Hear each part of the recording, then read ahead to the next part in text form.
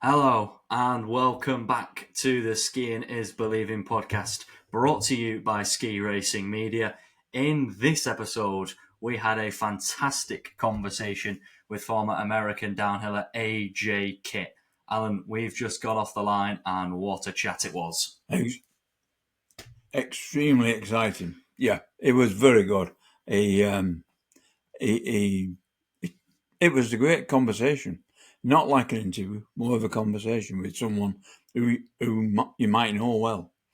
But enough for me gobbling on. Matt, the stats, please. Finally, a cue. You've forgotten the cues the last few times, but thank you. Oh, back in it now. Yeah, exactly.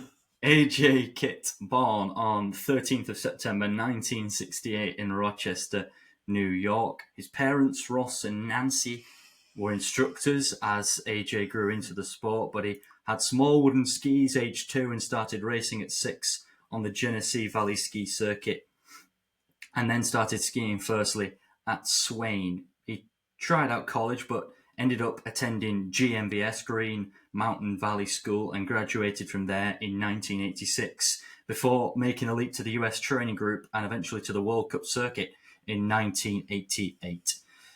Made his Olympic debut in 88 too in Calgary at the age of 18, one of 4 Olympic Games he went to. At the time, the first US male ski racer to attend 4 Olympics. Only Bodie Miller to this date has more.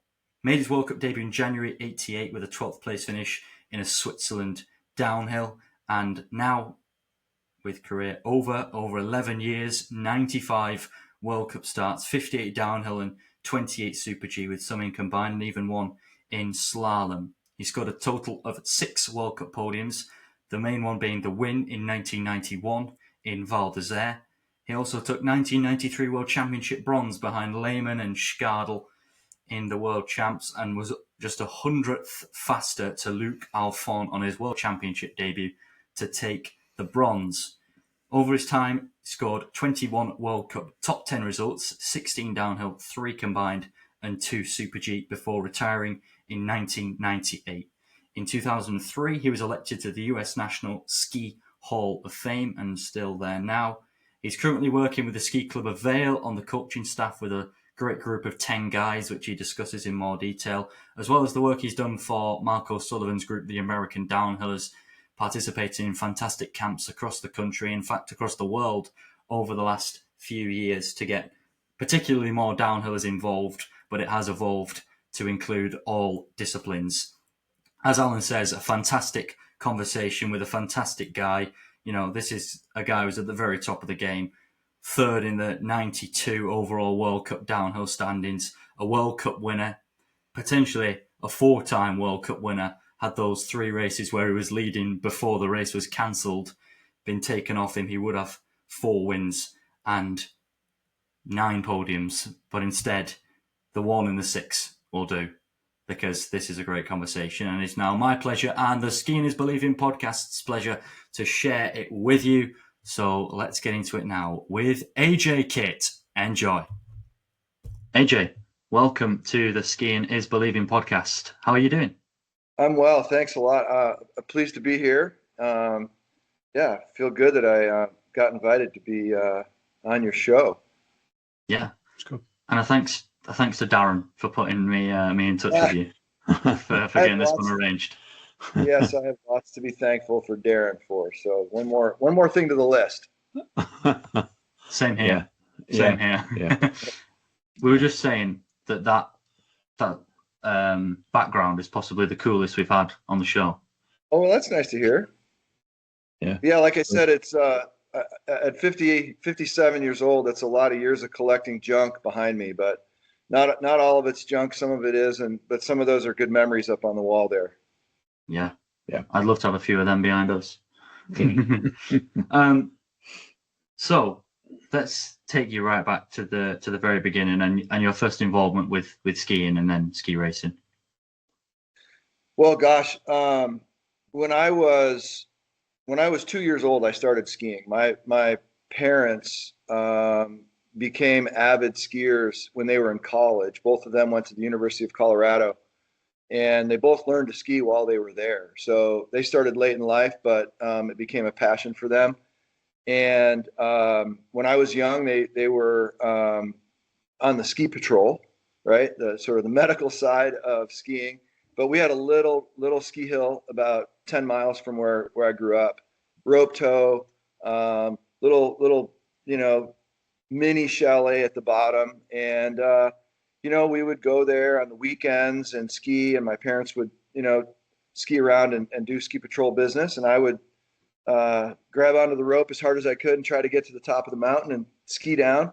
And then, after years of that, we transitioned to a little bit of a bigger mountain, and my mom and dad became ski instructors. And so I kind of spent my early youth, just skiing at a place that it's called Swain in Western New York.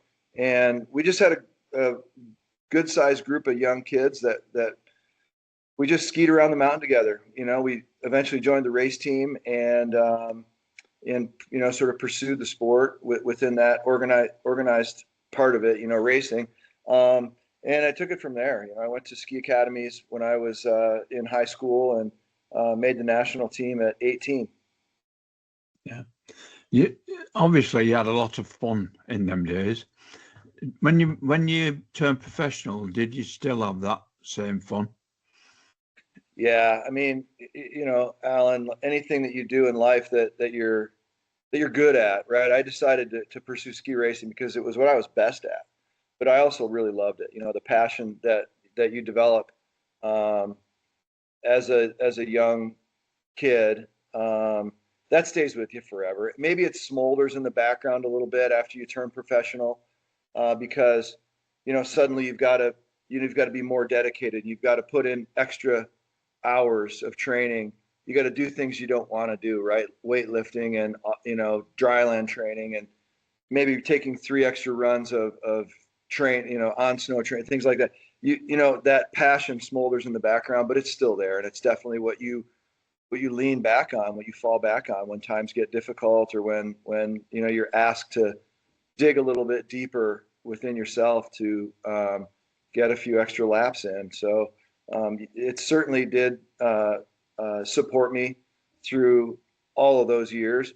And then, now after my professional career, I still love it. The passion's still there. I still love to be out on the hill. I love to be on the side of the course training, but I also love to be out just free skiing on the mountain. So it's one of the great benefits of our sport, other than compared with the ball sports, football and baseball and hockey.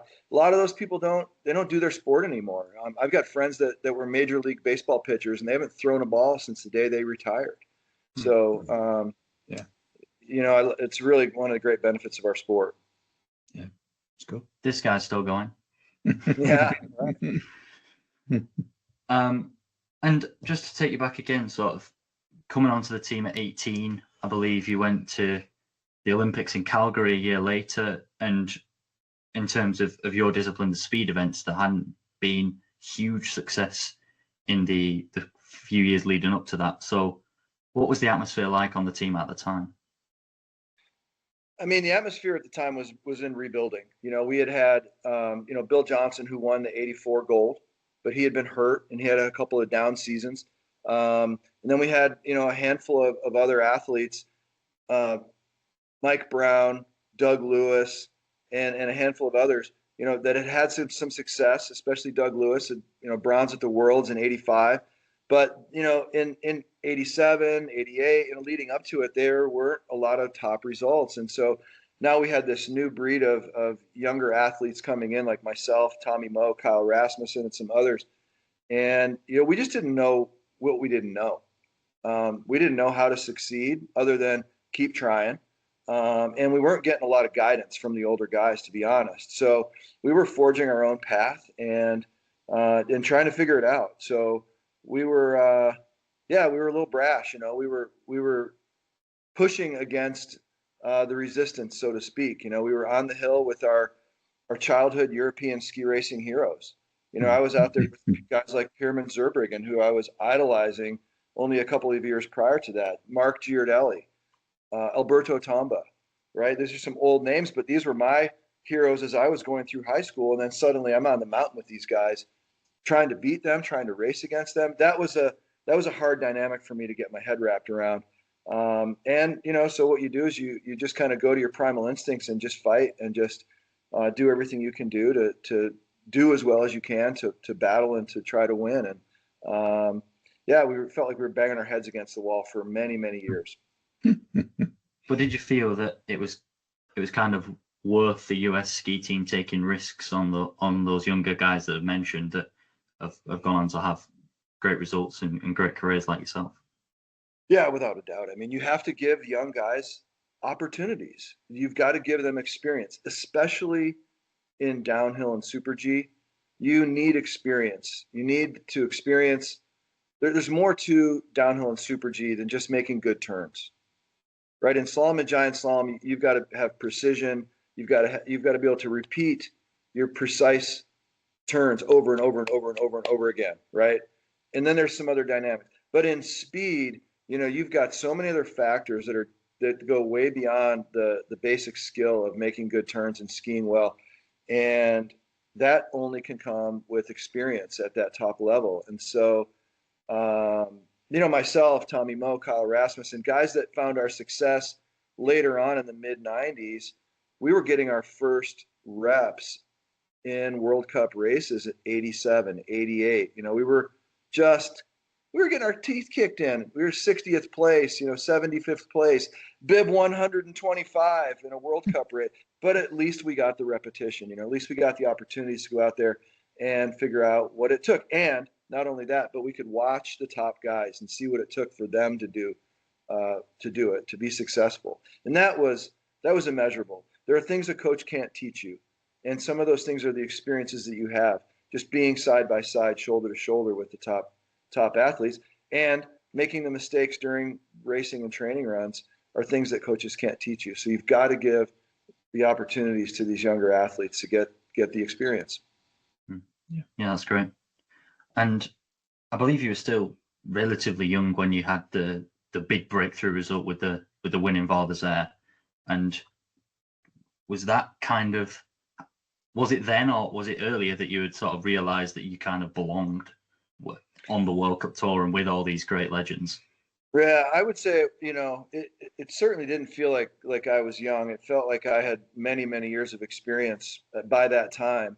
And to answer your question directly, it wasn't right then. The season prior to that, at that same race venue at Val d'Isère, I had been top 3 in a couple of the training runs.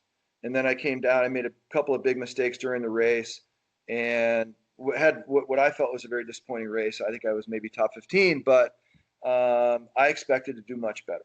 And I had gone through a process in that race in 1990, in December of 1990, where I didn't live up to my own expectations. And I let the potential outcome of maybe winning a World Cup race get in the way mentally of me just going out there and focusing on performing. And so I used that experience the next year in 1991 to not make that same mistake again. And I went out and I performed the way I knew I could. I focused on my performance rather than the outcome of my performance. And that really made a huge difference for me. So, in 1991, when I won Val d'Isère, I felt like I had it coming to me because I skied well enough the year before to win, but I just didn't know how to do it, right? This goes back to, in the rebuilding years of 86, 87, 88, when us young guys didn't have great leadership within our team, our teammates. And, we had to figure it out on our own. And that was one of the things for me that I had to figure out on my own was how to handle that expectation mentally. Do you not think, though, that because of the experiences you've just been speaking about, that is why you grew to be such a successful skier? Well, there's no doubt. Yeah, there's no doubt about that. I mean, experiences that you learn or lessons that you learn by experience last longer and they sink deeper, I think, than the ones that when a coach just says, hey, do it this way, and then you do it and it works out. These are more well ingrained foundational experiences that stay with you longer, and they mean more, right? They mean more for your long-term success, and that's for sure what happened with me. Yeah, good. Yeah. And just touching again on Val d'Isère, Was that a good slope for you? Did you like that one specifically? Yeah, I mean, look at to be very fair to everybody in the world, I was not a good skier, and everybody knew it. I was a glider, right? I couldn't buy a turn, and as an example, many years later, when I had when I was second at the World Cup Super G in Whistler, um, one of the European guys came up to me and said, "AJ, I didn't know you could make turns like that." Now that was a backhanded compliment from I think it was Gunther Mader at the time. That was a backhanded compliment, right? But he was right. Like especially in my early days, I was a glider, and Val d'Isere was a gliding course. I was good at going fast. I was good at not really caring too much about the consequences of making mistakes at going fast. I was willing to, I was willing to risk it. I was willing to put it on the line, and that's where I was and who I was in 1991 in those early days. I was a glider. I had some fast skis. And did that help me win that race? Absolutely. But if you watch the run, I also made a couple of little mistakes, but I didn't let those mistakes get to me, right? I didn't make a big braking move or correction move or put them sideways. I let them run. And that was what allowed me to be successful in those early days. Hmm. And this is something that Darren mentioned when he was kind of transitioning to downhill about the height, because as downhillers are quite either tall or stocky. So how did you find that, especially at the time when it was so typical that someone of your build sort of wasn't expected to make it in the discipline? Yeah. Look at, I mean, I wasn't one of the bigger guys, right? I was racing against Patrick Ortlieb, right? 6'3", 230 pounds probably, right? Michael Meyer, the Italian giant, right? 6'4", 250 pounds, big giant guys. But also other guys that were great downhillers at the time, Marcus Vossmeyer from Germany, pretty skinny guy. Okay, 6'1" tall, but pretty skinny. I outweighed him. And in my heyday, right, in their heyday, like Herman Meyer, he wasn't bigger than me. I think he looked bigger than me because he wore a really small helmet, right?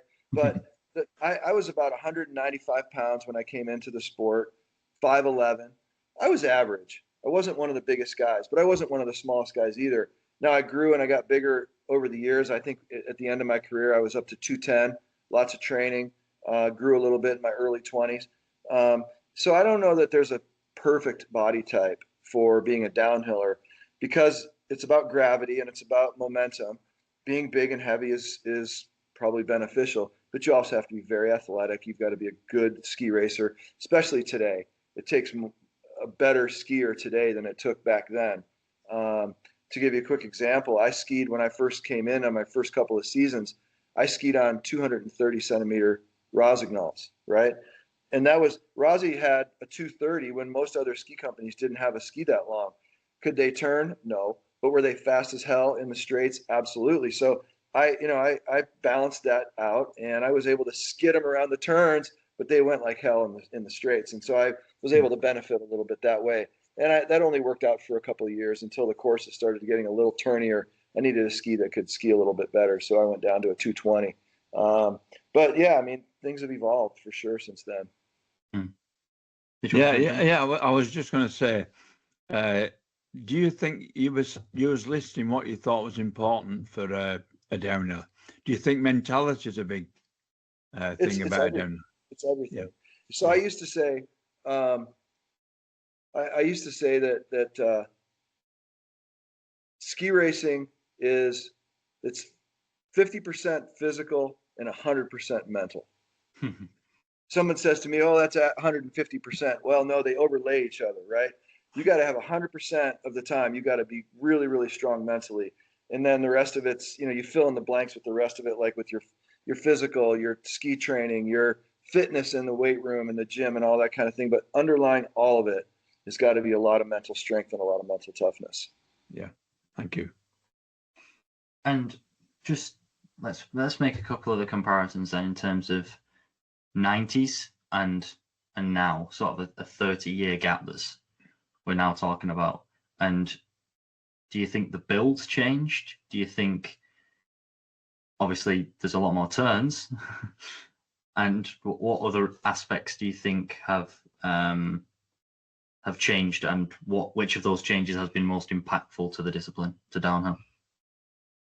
And I believe it started during my career. When Hermann Maier and Stefan Eberharter and some of these guys came into the sport of downhill from a tech background, they were able to do so because suddenly the courses got turnier.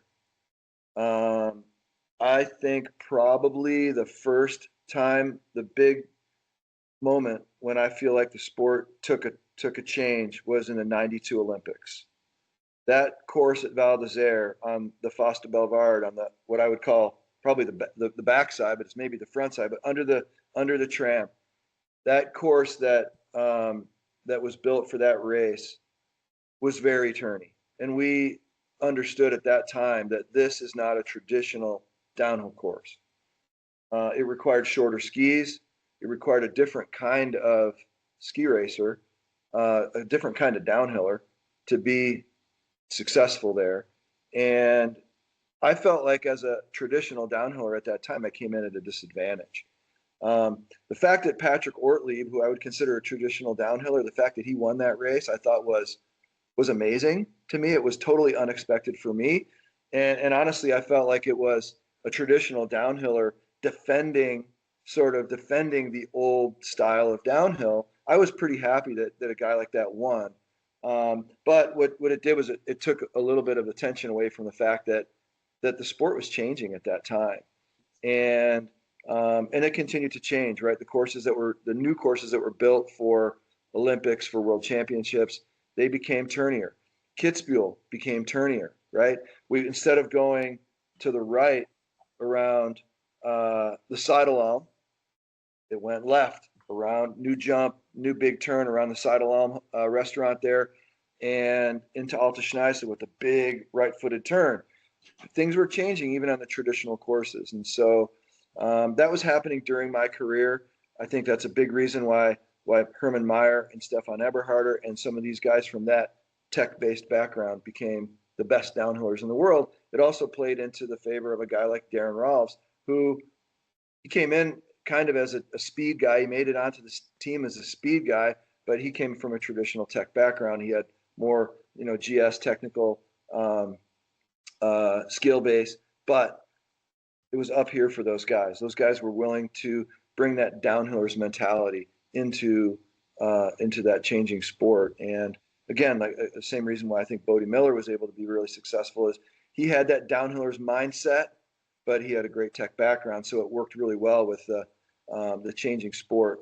And today, I think it's evolved so much over the times, right? The 10-year period of the early 2000s, the middle time frame of the 2010 to 2020 time frame, and now it's evolved a lot. I mean, yes, it's much more technical, but it's also it's fast, right? I mean, the start and the finish is the same at Kitzbühel and many others, and the times aren't getting slower. And so that's telling you that over a turnier course, guys are going faster, and so speeds are up. And but the gliding sections, the straight gliding sections, don't exist as much anymore as they used to, and so that's where it's really changed. Mm-hmm. Interesting. Yeah, and actually, let me finish that thought off too, because this is something that actually is I'm passionate about. The other thing that's changing now is jumps. We're losing our jumps. Are jumps dangerous? Absolutely. Are jumps exciting and are jumps an integral and essential part of downhill? Absolutely. If you remove jumping and long flights from the sport of downhill, it's just super. And I really feel like maybe it's because of liability, maybe it's because of when we have a crash during a race, we have a long hold period. That's bad for TV. That's bad for spectatorship. But I'm really sad to see that we don't have those big jumps anymore, big long flights. There's ways to make it safe without eliminating the jumps altogether. Right? The finish jump at Kitzbühel. Have we had some really tragic crashes there? Yes. But is it an exciting thing for the spectators to see? Is it an exciting element for the skiers to prepare for and to be able to know how to do? Absolutely. I mean, it's a skill that we've got to keep in this sport. And so I'm really passionate about what's happening right now with our airtime, our jumping in the sport. Do you think there's people currently in downhill who are successful that maybe wouldn't have been in your day because of the changes? I don't know, because honestly, I think it's a mentality. I think the mentality is the most important part of it. I was talking to somebody the other day, and we were talking about the downhiller's mentality and how do you know a guy that's going to be a good downhiller? It's like you get to know somebody and you go, that's a guy that I want next to me in a bar fight. Right? When it goes down in a bar fight, there's people that you want by your side, and there's people that you don't. And I think the guys that you want by your side in a bar fight are going to be downhillers. It's a strange characterization, but I think it's kind of true, and that's the mentality that downhill requires. To be fast in downhill, and it's not necessarily the same in Super G, because Super G is a little bit more of a technical sport. It certainly requires a really, really sound inspection, like GS and slalom do as well. You don't get the training run, but I think there's a mentality thing about being fast as a downhiller, and you can adapt to the course, to the requirements of the course, the technical requirements of the sport, if you got the right mentality. So don't get on the wrong side of downhills. No. Right. You're right about that. Moral of the episode. I'd also like to touch, AJ, on the current situation of ski racing in America, and you can take that in two ways, as in World Cup and then the sort of younger and junior programs that you're kind of still involved in. Okay. Well, I'm a statistics guy a little bit here, right? Mentality is really, really important with the sport. Culture is really, really important with the sport. But the results don't lie. I think the women's team is set very well. They're very strong on the tech side. They're very strong and getting stronger on the speed side with Lindsay coming back.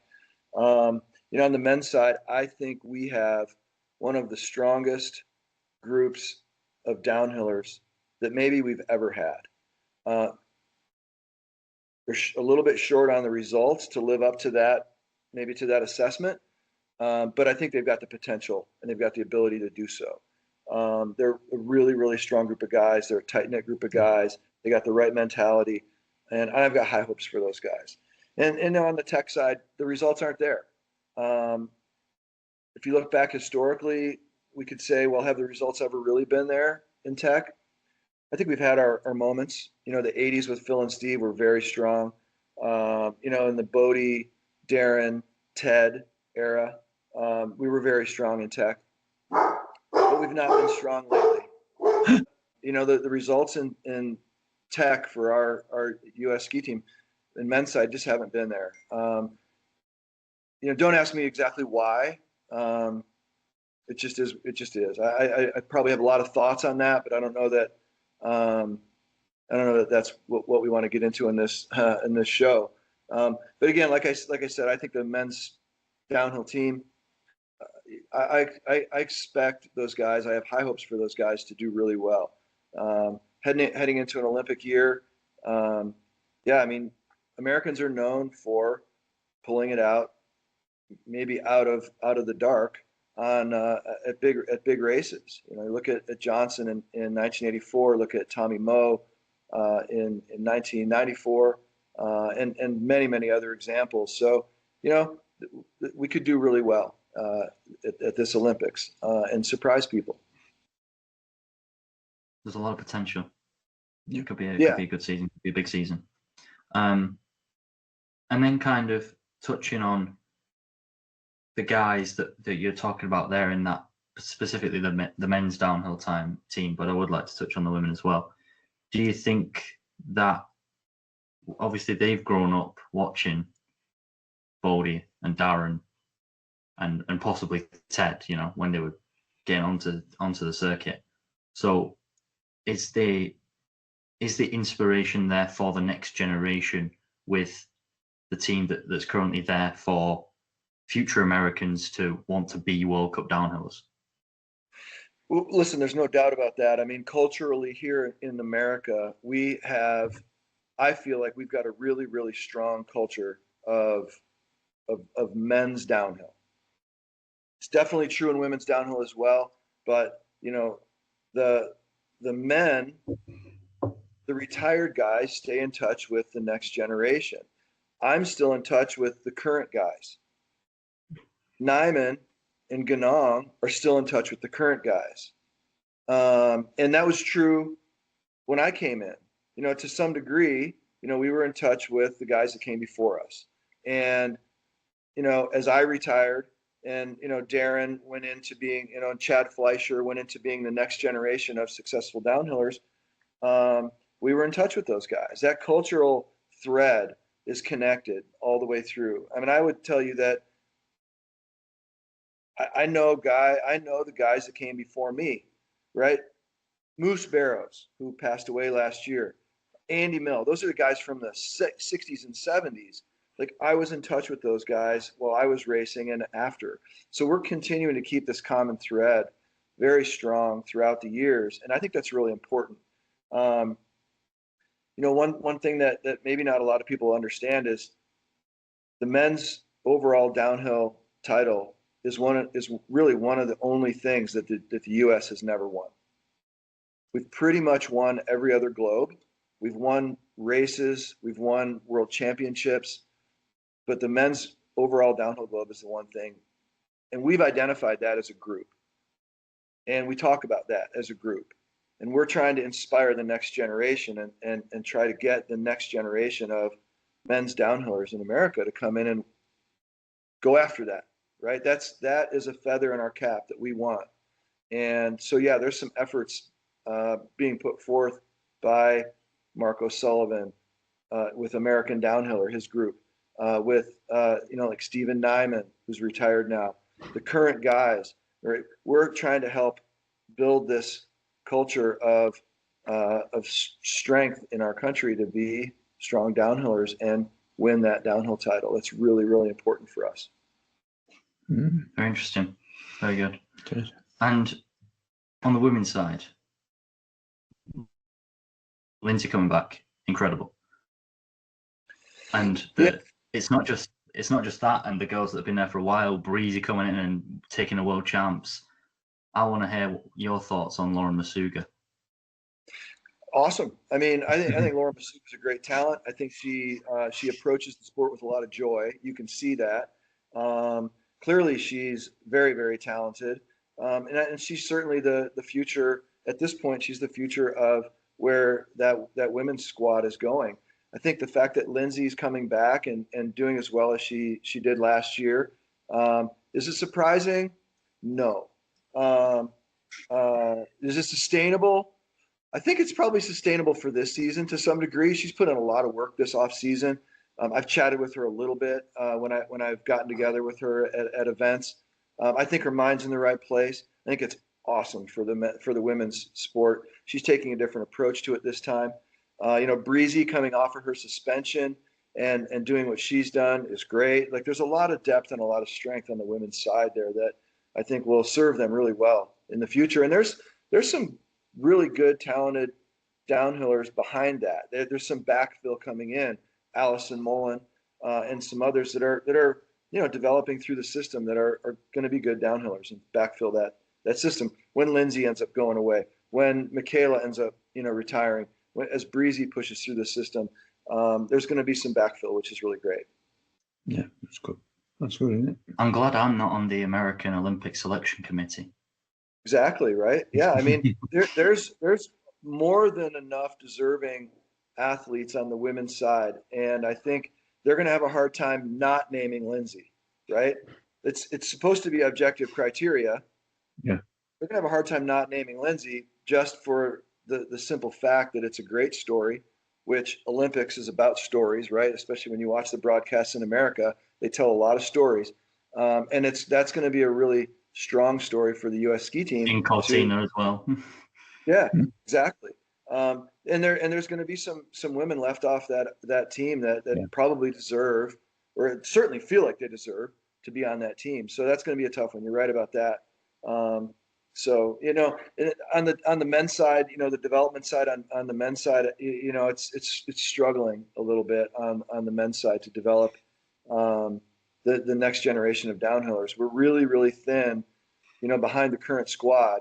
We've got a couple of guys that are looking good, that have got the results, and that are working hard to be top downhillers, but we don't have the depth behind that in the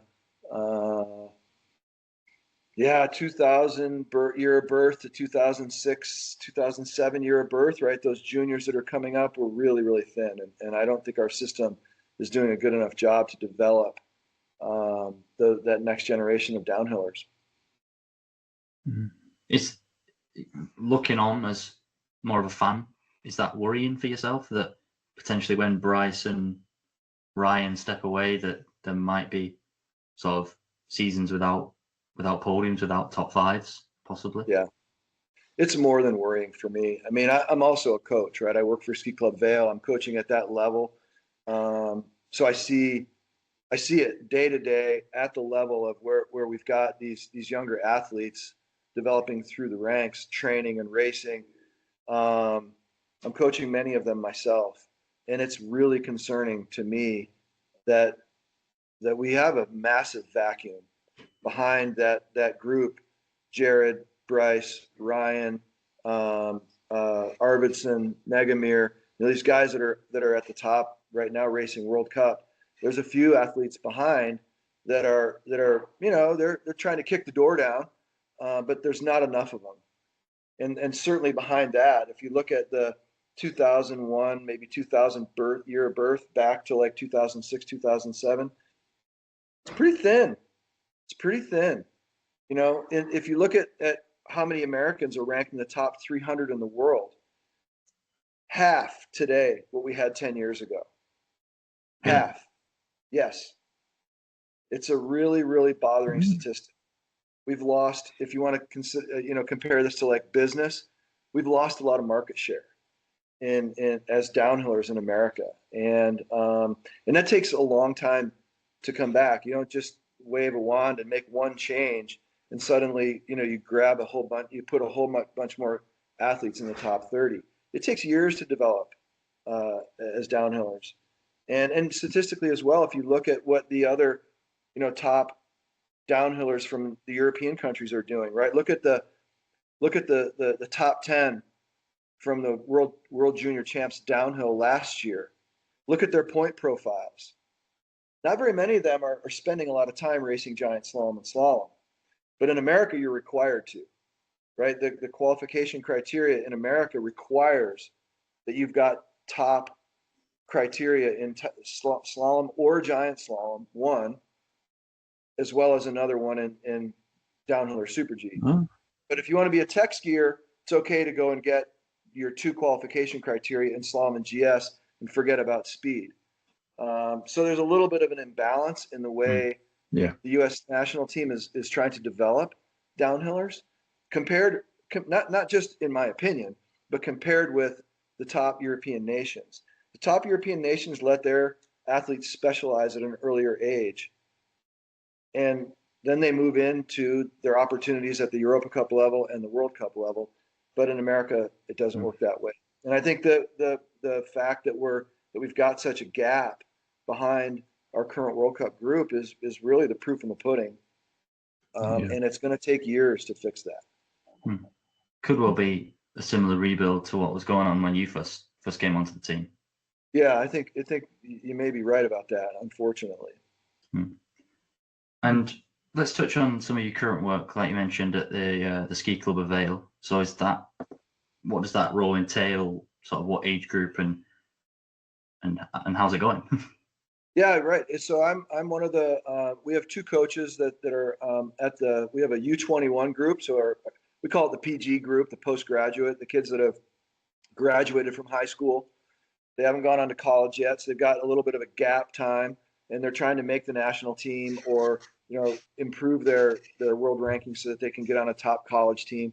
And you know, they're chasing the dream for a little bit longer.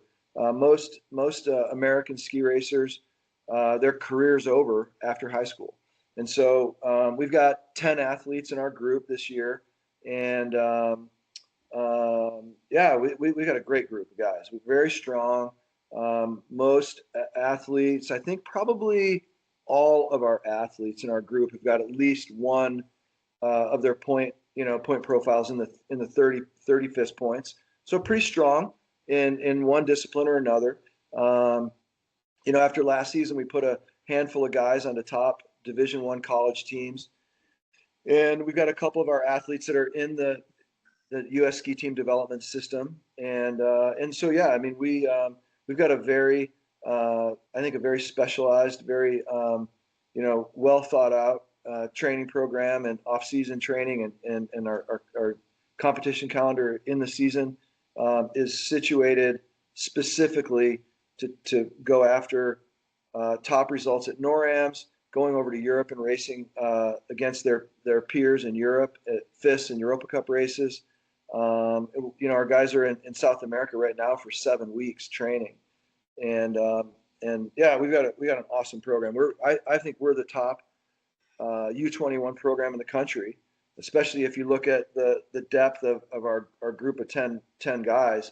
Yeah, we're all really strong group of guys. So I think there aren't many programs in the country that can offer the training venue and the resources that we can offer in Vail. And so yeah, I mean we're going after it. We've created a program that hopefully fills the need for these athletes that are trying to find their way and chase the dream after high school.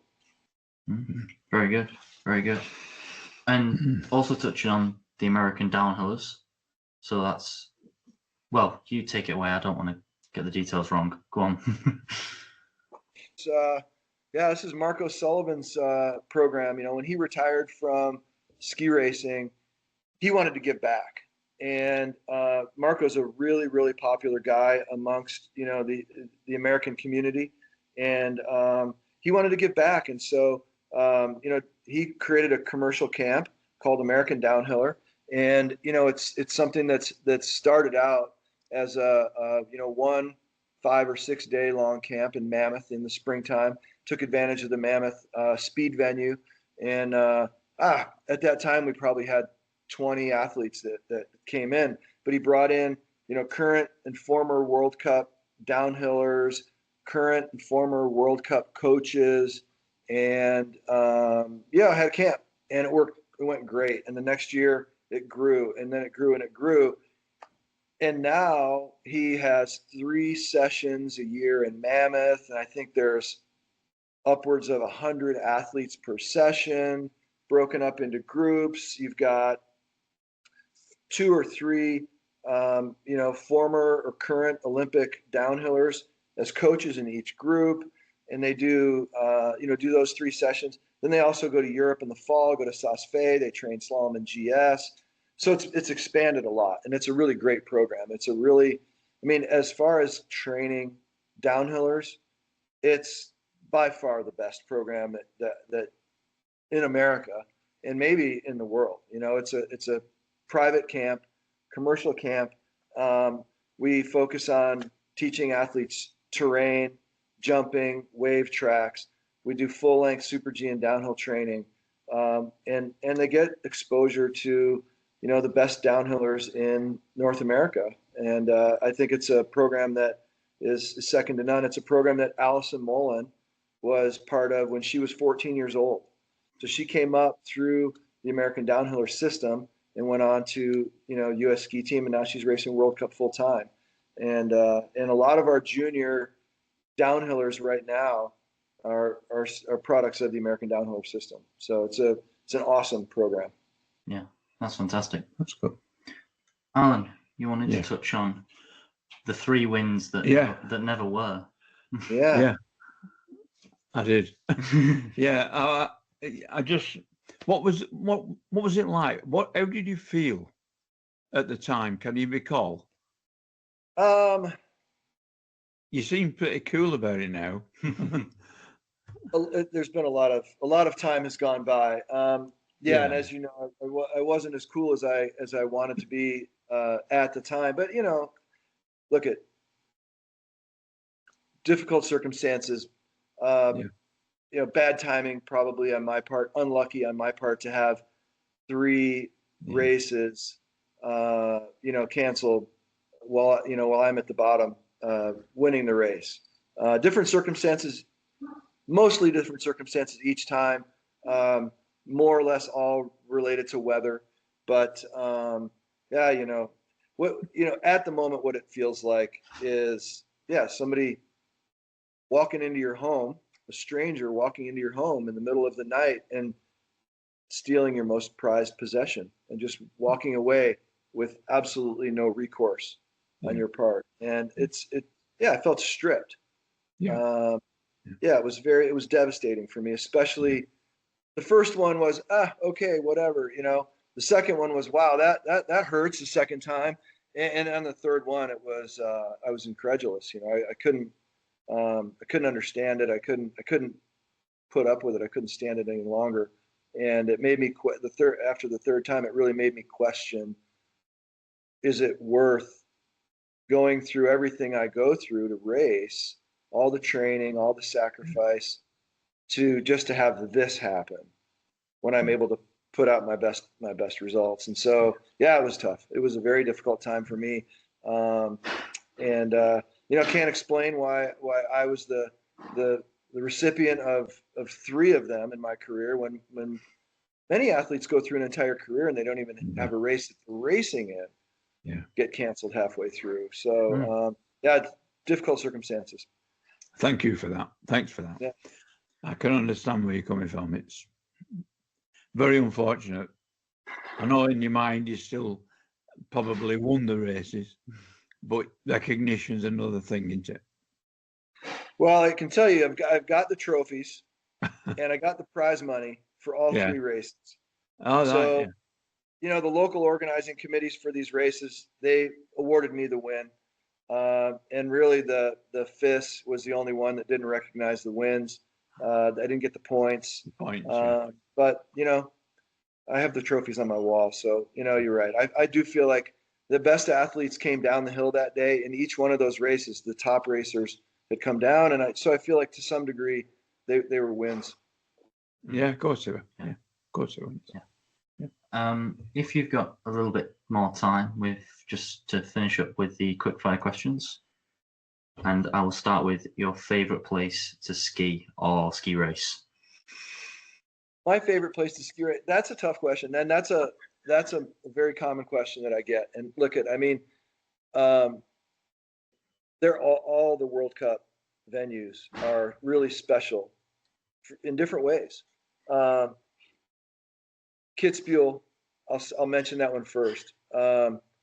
It's the toughest. It probably comes with the highest consequences. It definitely comes with the most prestige if you win or on the podium. Val Gardena is so much fun. All the jumping, all the terrain, all the hoop-de-doos and up-de-downs, right? So much fun. Bormio is probably the most terrifying. And Bormio in December is a different race from March. I'll tell you that. I got second in March. Different race. Conditions are different. The light's better. Visibility's better. The snow's a little softer, a little more forgiving. In December, Bormio is terrifying. And because of that, when you get to the finish and do well or feel like you put forth a great effort, it's a lot more satisfying. Aspen. Man, Aspen for me, for an American, Aspen was, it was unbelievable, right? I won Aspen 2 times, and to come down there, it's a really great downhill. It only lacks a little bit of length, but it's got gliding on the top. It's got big jumps. It's got absolute steepest of steeps on Aztec. Great turns, great variety. And, coming to the finish line at the bottom of Chair 1A in Aspen Village gets me today. Awesome place to race. There's a lot of great places, and I've got a lot of awesome memories from all of them. Even like Wengen. Like I'll give you Wengen, right? Wengen, I did not like Wengen when I raced. I could not figure that downhill out. Downhills are like puzzles. You got to figure out how to put the pieces of the puzzle together and then make it all happen with great momentum and speed, right? Wengen I couldn't figure out. Wengen always got me. Wengen had some awesome components that I loved. I loved the Hundshof. I loved the Honigschuss, the speed. I loved a lot of parts about it, but there were some parts that I could not solve. So Wengen to me, even though it wasn't a great favorable memory, I've got good memories of that because it was so difficult for me to figure out. So there's many others, and Val d'Isere, I got to give Val d'Isere credit. It's my first win. Val d'Isere was a lot of fun. It was wide open. Back in the day when I raced, it was a wide open race. You just had to let them go, let them flow, let them run. There was no place where you were breaking the speed, and that's the kind of course I really like. Mm-hmm. It's interesting you mentioned Bormio and the timing of it, because I've heard this before about the conditions and whether having the Olympics there in February might mean that it isn't in December anymore because of how dangerous it has been with the terrible crashes there the last few seasons. Yeah, I mean, without a doubt, I think the February time frame for the Olympics is going to be more favorable for those things, right? For how dangerous it is. I know that Bormio's getting a bit of a bad rap lately because of Cyprian crash and some others. Um, by the way, that wasn't all the fault of the track and the timing. There's equipment that goes into that. There's the fact that he specifically is a guy that goes for it more than just about anybody. He's skiing on the edge all the time, and when you do that, crashes like that are going to happen. So you can't fault Bormio for everything with Sarazen's crash. But it is dangerous. It's more dangerous in December than it's going to be in February. But it's a track that's wide open. It's got some big turns in the middle, but that's one of those that's a wide open course that you need to be a downhiller for. It's a bar fight. Okay, Bormio's a bar fight, and it's really a bar fight in the last 30 seconds because you got to decide: am I going to take this to the finish line? Because your legs are burning. Your legs are absolutely at their limit with 30 seconds to go. And that's, you got to dig deep in Bormio. And so I think it's going to be a great Olympics. Certainly. The best moment of your career, in your opinion?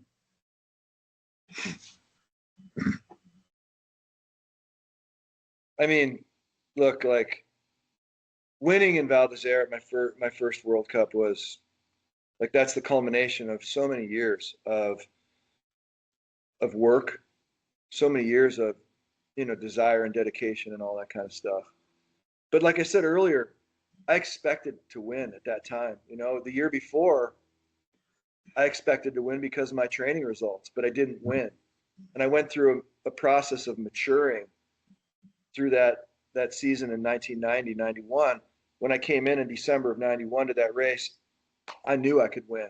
And at that time, I also knew how to win because of what I'd gone through the year before. So I expected it. And when I came across the finish line, there was some surprise on my face, but there is also a lot of expectation for that result. In '93 in Aspen, that was a different story. Winning at home was unbelievable. I mean, with the fans, the family, the friends, and the finish line, winning on American snow, that was probably the best memory. Very good. And to finish off then, this is hard. Just a warning. Your favorite current World Cup racer? It's not fair. It's not a fair question. I want to say the American guys because I love them. I've talked to them. I've been on the snow with them. I know what they're going through. I know what they're capable of. I pull for them probably more than anybody because of that. Okay, then your favorite non-American, if that makes it any easier. Let me off the hook. Dom Paris. Dom Paris because, okay, and I say that with great deference to all the other downhillers out there who I admire, but he's an old school downhiller. He's an old school downhiller. He's also a metalhead.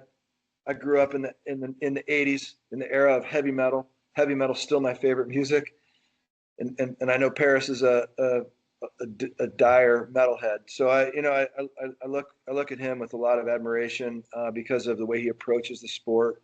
So yeah, I mean, I would say Dom is one of the guys who I really admire.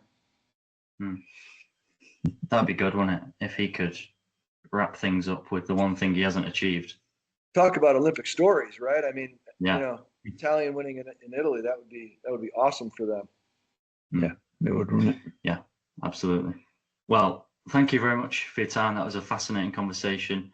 All the very best with the countdown in South America coming up, and thank you. I'm sure we'll have you on again at any time. Yeah, I hope so. I'm excited for you two. It looks like a fun partnership for you guys doing the show together. I'm envious. Good for you. I'm coaching my son in ski racing, and it's a great experience. And so I know you guys you're building together for good for you. Yeah, it's brilliant. Yeah, brilliant. It's my life now. All right. Well, thank you so much. I've really enjoyed that, and all the very best in the future. Yeah, thank you. I appreciate you guys having me on. Just before we go for another week at the Skiing is Believing podcast, a final thank you to AJ for joining us this week, and another huge thank you to Ski Racing Media for their continued support throughout the summer series. Alan, another great one. Wrapped up. Up there. It's a downhiller, but it's up there. Definitely. Absolutely brilliant. Well, it was, yeah. The South American Cup races have finally got away down in Argentina, and we'll give you the update on the main big results as they come through over the next couple of episodes. But for now, until next time, we don't know what the next episode will be, but we'll have one soon enough. We are sure about that. So, thank you very much for joining us. Thanks to AJ, and thanks to Darren once again for putting me in contact with AJ and setting up this fantastic episode. And thanks to Ski Racing Media once again. So, for now, Alan Rigg. Ski you later. Ski you later.